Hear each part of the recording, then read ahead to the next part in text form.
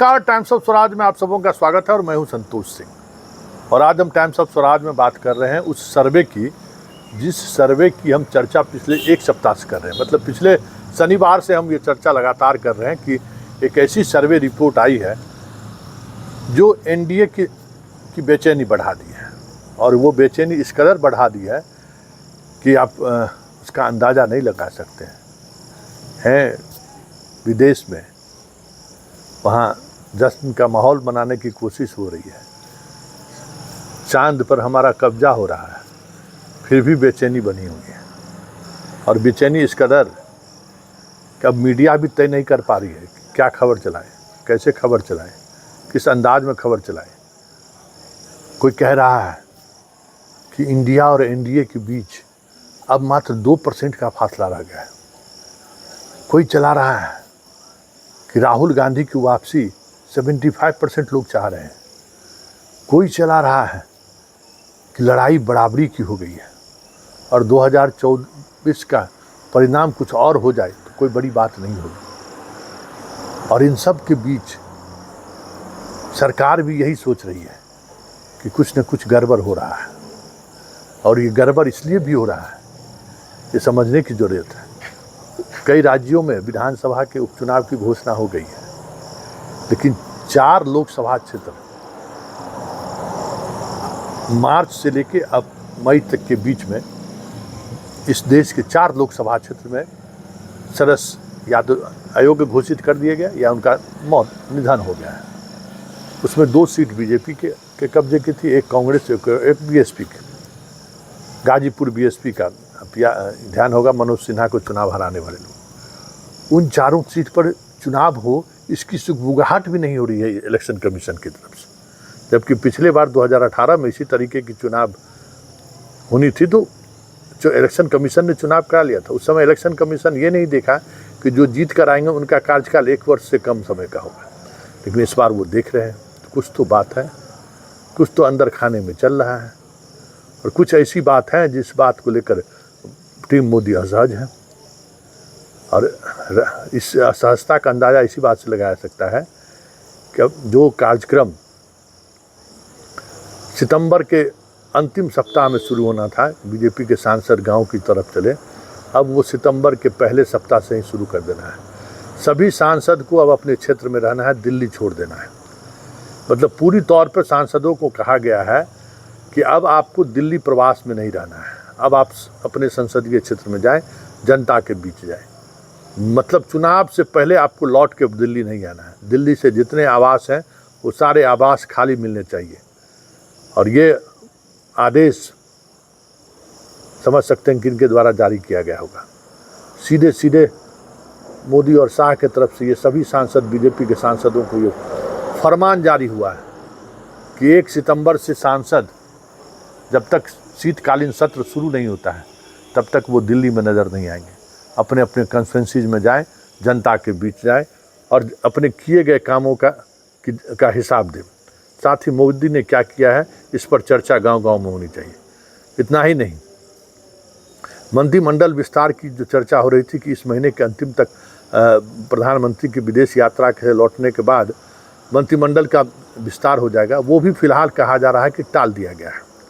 मंत्रिमंडल विस्तार को भी टाल दिया गया और तमाम मंत्री को कहा गया, पहले भी कार्यक्रम आपने देखा होगा कि मंत्री को कॉन्फ्रेंसीज में जाके, अलग अलग कॉन्फ्रेंसी में जाके रात्रि विश्राम करना था। हालांकि किसी मंत्री ने रात्रि विश्राम नहीं किया, आए और निकल गए। लेकिन इस बार पार्टी पूरी तौर पे इस बात को लेकर कृत संकल्प है कि मंत्री जी भी कॉन्फ्रेंसीज के इलाके में ही रहेंगे। निर्धारित कॉन्फ्रेंसी में वो जाएंगे, जहाँ जहाँ मंत्री जी को आदेश होगा वहाँ रहे। और अब दिल्ली छोड़िए, जो काम हम लोगों ने कर दिया है अब उस काम के भरोसे अब आप जनता के बीच जाइए, जनता के लिए हमने जो काम किया है उस काम का प्रचार प्रसार कीजिए। मतलब आप दिल्ली में अब मोदी और शाह के अलावा जितने भी मंत्री हैं सारे मंत्री गांव की तरफ जाएं। मतलब मंत्री को भी अब हार्ड एंड फास्ट आदेश हो रहा है कि वो अपना गांव में रहें। मतलब उन गाँव में जिन गाँव में पार्टी उन्हें रात बिताने को कर रही है। मतलब पूरा संगठन, और पूरे संगठन की भी जिम्मेवारी कुछ इसी तरीके की है। फिलहाल पूरे देश से जिन राज्यों में चुनाव होना है, मध्य प्रदेश, राजस्थान, छत्तीसगढ़ में चुनाव होना है, उन राज्यों में तमाम देश के जितने विधायक हैं, लगभग 1100 से अधिक विधायक है, आपको बीजेपी के विधायक देश स्तर पे हैं, सभी विधायकों को इन 3 राज्यों में एक एक विधानसभा क्षेत्र में कैंप करने का आदेश दिया गया है, और अभी से लेकर चुनाव तक। मतलब आप समझ सकते हैं कि जैसे बिहार के सभी विधायकों को कहा गया है कि मध्य प्रदेश में आप कैंप कीजिए। इसी तरीके से देश में जितने भी 3 राज्यों को छोड़ दें, इसके अलावा जो हिंदी भाषी राज्य हैं खास करके, उन राज्यों में भी, और 2 नॉन हिंदी भाषी राज्य हैं उन राज्यों को भी। अब जैसे गुजरात के जितने विधायक हैं उनको राजस्थान में कैंप करने के लिए कहा गया है। मतलब कहीं से भी कोई गुंजाइश नहीं रहनी चाहिए। इस बार लड़ाई आर पार की है और हार स्वीकार नहीं है। मोदी और शाह को हार किसी भी स्थिति में स्वीकार नहीं है, चाहे इसके लिए जो कुछ भी करना पड़े। ऐसे स्थिति में जो खबरें आ रही हैं वो खबर ये है कि पार्टी के तमाम विंग को गांव चलिए, विधायक चुनाव में झोंक दिया जा रहा है। मतलब आप समझ सकते हैं कि जितने विधायक हैं, एक एक कॉन्स्टिट्यूंसीज उन्हें दिया गया है।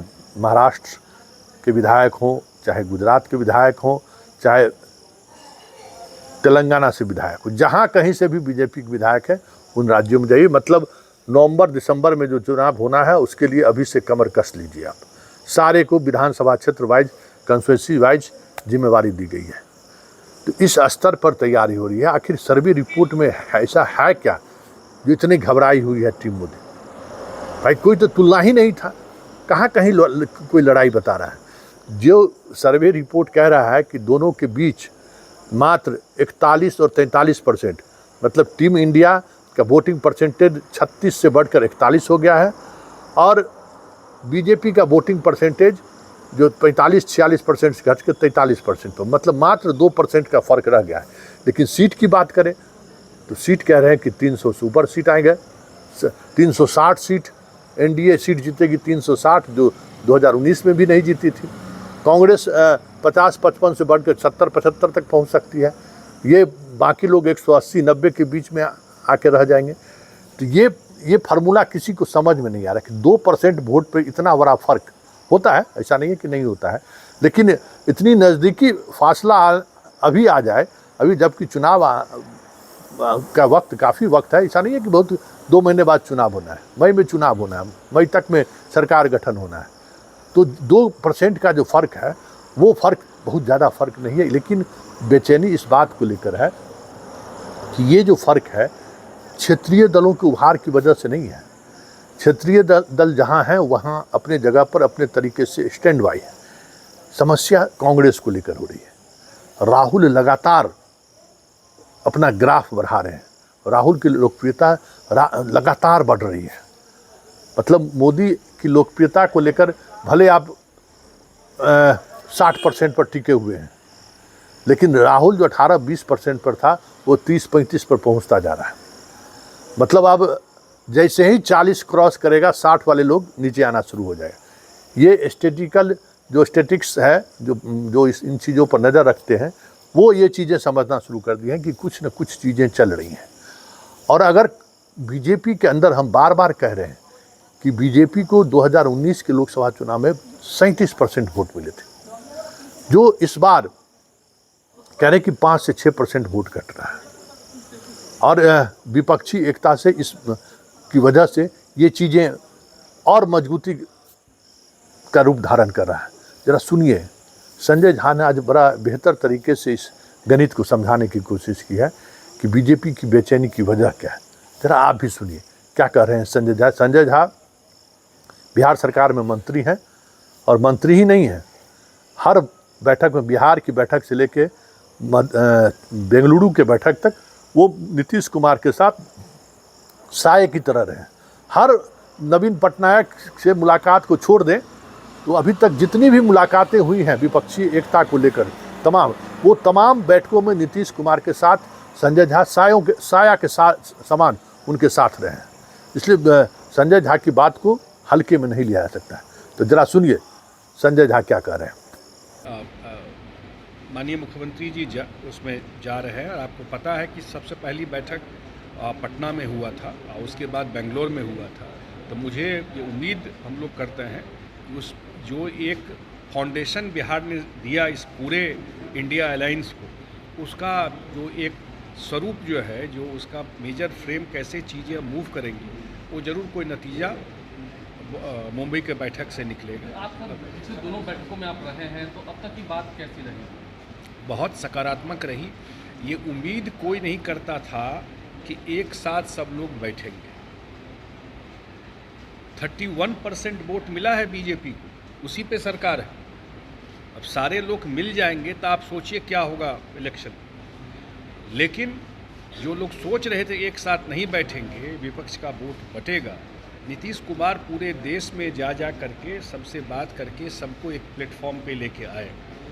वो एक, आप लोग सब जानते हैं इस बात को, और फिर एक प्लेटफॉर्म पे लेके ही नहीं आए, एक सफल बैठक पटना में हुआ, पहली बैठक इसको लेकर के, और वहीं से मोमेंटम बना इस चीज़ का। यही से एक मैसेज लोगों को भी ट्रस्ट हुआ कि एक क्रेडिबल ऑल्टरनेटिव बीजेपी के खिलाफ विपक्ष का बन रहा है।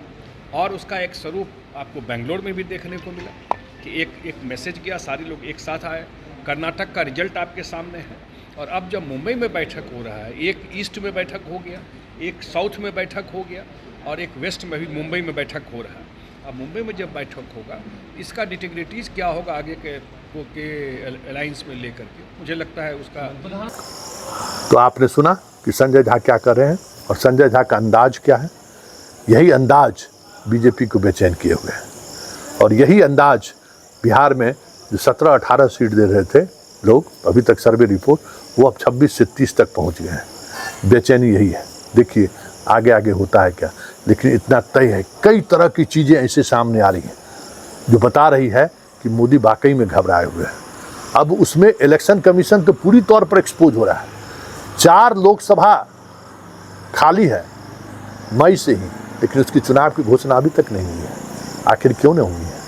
क्या डर है इलेक्शन कमीशन, या फिर मोदी और शाह क्यों नहीं चाहते हैं इलेक्शन होना?